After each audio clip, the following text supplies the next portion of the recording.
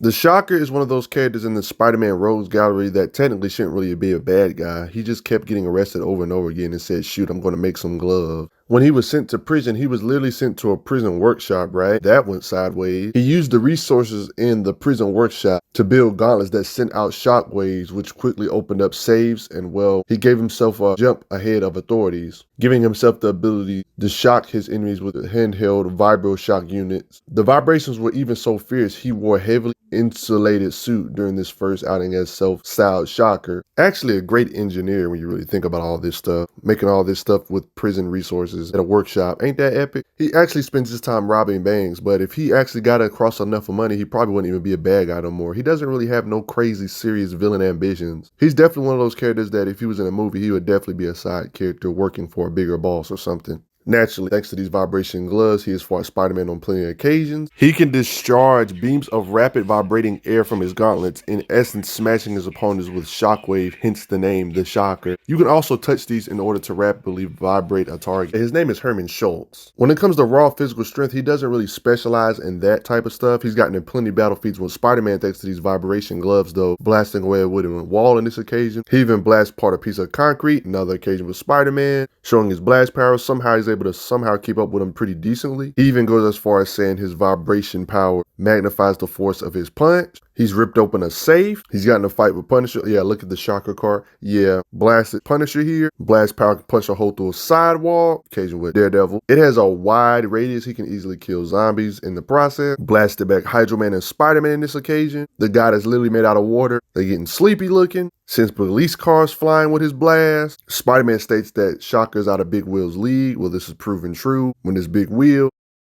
He can blast through brick walls in second. Heck, this was just a prototype blast. This wasn't even his professional crap. Like, this is where he was just getting started. Makes a hole in the sidewalk, fighting Spider-Man. At this very weakest days, he can knock out humans easily. It was take at least 1,000 pounds of force to not one shot a human knockout. He can decimate a street and rip away an armored door. One of his plenty of fights with Spider-Man brings down a wall on Spider-Man. Gotta love it. Blasting Spider-Man here, even though Spider-Man's in front of the blast, it's cracking the wall behind him, letting you know the vibration power. Blast power collapsing tunnels on Spider-Man. Nearly kills Spider-Man with his blast. Those blasts will turn him into wall-crawling oatmeal. He can blast concrete ledges with blast power. Looks like his blast was able to turn upwards, like as he was shooting forward. It seemed like it went upwards, where it could be just like a ripple effect type of thing. He has no problem blasting metal drones into pieces, breaking apart a concrete wall again on this occasion. Derailed a subway car, brought down the roof on it too. Oh, it's consistent. Brings down the ceiling of a subway tunnel. You don't see him because he's literally hiding this whole issue. Heck, when other characters like Spider-Man use these gloves, you can see how much blast power he can do, like clearing out all this rubble.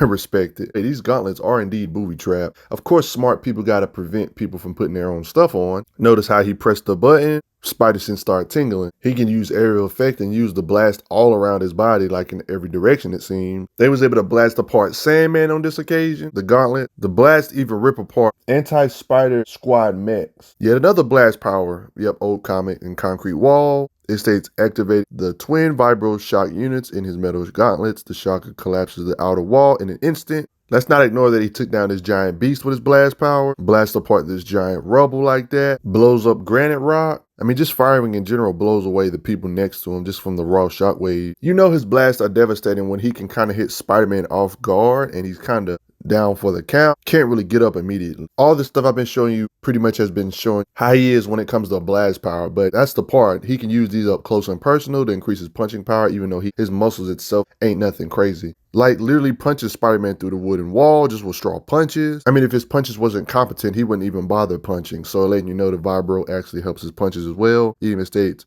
vibro shock units on my fist makes my blows a dozen times more potent than normal. And this is not the only time Shocker even mentions how his punches are dozens of times more potent, showing that there is clear writing intent. He even states power, which makes it a dozen times more potent than normal punch. So yeah, his punches are way better thanks to the shock. On this occasion, throwing Spider-Man off of him. Thanks to these vibro shocks, it says his vibrations triple his natural strength. Notice how he tackles Spider-Man through a wall here. So it does seem like he has some type of wrestling strength, or one could say lifting strength, thanks to these vibro gloves. The fact that he was able to cause Spider-Man all this pain by grabbing onto him with the vibrations, showing how dangerous he is. I'm not gonna lie, I've always been a big fan of Shocker's outfit. Look how much structural damage these vibrations are causing in the nearby vicinity. showing how much destructive power they can produce. I mean, the fact they can hurt Spider-Man this bad in pain already gives you some sort of respect. If he's swarmed by a whole bunch of zombies, he could just blast them all out omnidirectional attacks thanks to the ridiculous vibrations. He was even a pesky annoyance for a powerful being like She-Hulk.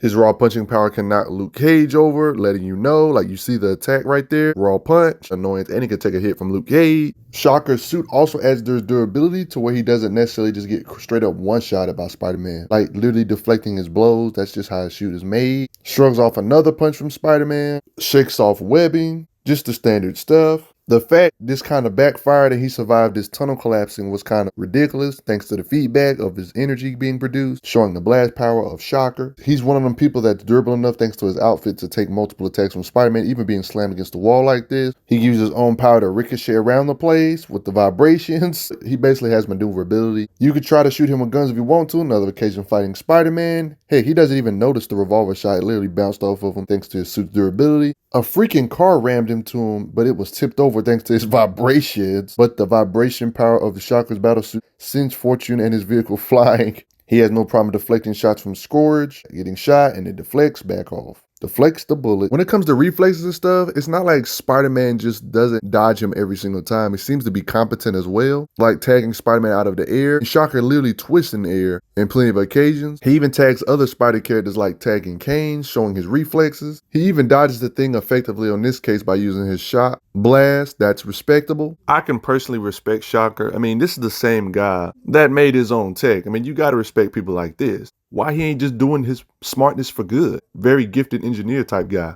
Like, he literally has a vibrational shield to keep himself durable enough to be able to tank Spider-Man tier punches and stuff. At even the first hint of a sneak attack, the vibration shield is thrown up. Even the time he had spider powers and he had a lot of arms. In the Spider Island event, it literally states, "Welcome to Spider Island, where everyone has spider power. Everyone but Mary Jane Watson." Shocker like this is probably at his most dangerous threat. Not to mention on top of this, he has all this blast power that he can shoot from multiple hands now. I showed a little bit of this earlier, but yeah, the 6 arms blasting in all these different directions when he was already big enough of a threat on his own. Of course, yeah, he didn't stay like this. One of them temporary things, mutation type thing. I wouldn't necessarily say he's the most dangerous Spider-Man villain, but I definitely say he's enough to give Spider-Man a run for the money. And you can see plenty of occasions. Even though Spider-Man's holding back, of course, should still be able to one-shot him if he was just literally fodder. So it's proof that he's not fodder, not to mention his suit literally has lore and writer intent behind his durability, which is why he can take so many attacks from Spider-Man without getting one-shotted. And at the very least, he should be able to blast with over hundreds of tons of force. He can level buildings with his blast power, and you saw how he was able to destroy different interior structures of stuff. It's just a lot of different things you have to respect for Shock. Who knows? We might see him in live action Spider-Man movies. You gotta respect him though. Is there anything about Herman Schultz you didn't know about? Let me know in the comments below. I'll see you guys later. Hit a like and subscribe if you would like to.